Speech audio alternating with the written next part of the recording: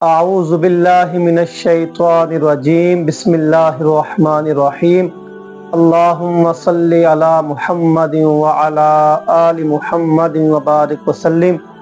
ناظرین کرام، آج میں آپ کو ایک ایسا وظیفہ بتانے جا رہا ہوں کہ بڑی سے بڑی مشکل بھی آئے تو انشاءاللہ اس وظیفے کی بدولت وہ مشکل آپ سے دور ہو جائے گی، مشکل ختم ہو جائے گی۔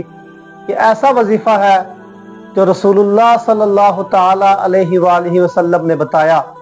آج ہمیں کوئی اگر پیر وظیفہ بتا دے، کوئی عالم وظیفہ بتا دے تو اس میں طاقت ہوتی ہے، تو یہ کسی پیر کا نہیں بلکہ یہ رسول اللہ کا بتایا ہوا وظیفہ ہے۔ آئیے وظیفے کی طرف چلتے ہیں۔ جامعہ ترمذی میں حدیث پاک ہے، رسول اللہ صلی اللہ تعالی علیہ وآلہ وسلم نے فرمایا کہ جب سیدنا یونس علیہ السلام مچھلی کے پیٹ میں تھے تو اس وقت انہوں نے یہ کلمات پڑھ کے دعا کی تھی، لا الہ الا انت سبحانک انی کنت من الظالمین۔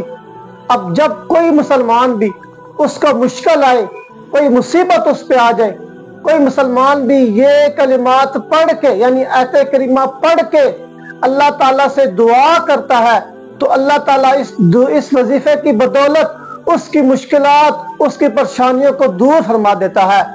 لا الہ الا انت سبحانک انی کنت من الظالمین یہ وظیفہ ہے، کثرت کے ساتھ اس کو پڑھیں، اور جب کوئی مشکل آئے، کوئی مصیبت آئے، کوئی پریشانی آئے، بیماری آئے تو اس کا ورد کریں، اللہ تعالیٰ آپ کی پریشانیوں کو دور فرمائے۔